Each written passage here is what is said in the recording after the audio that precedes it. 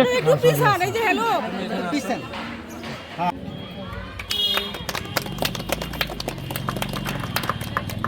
এই আতালে আসছে কি এটা দুইটার ক্ষেত্রে ডিফারেন্ট, বাট তো যাই হোক আলোচনা বেশি দীর্ঘায়িত। এই বিশ্রামাগারের কথাটা বললাম হ্যাঁ আমরা কেউ সেটা জানি ওখানে না আমরা গেটের বাইরে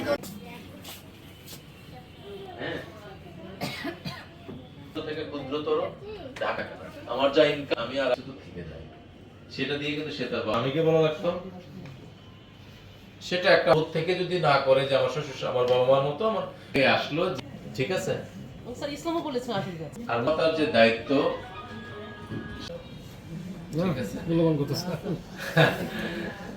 তো আমাদের মাঝে মধ্যে দু একটা বিষয় চলে আসে, ইসলামের শরীরের চলাফেরা বা কথাবার্তা, এই বিষয় আসলে চলে আসে।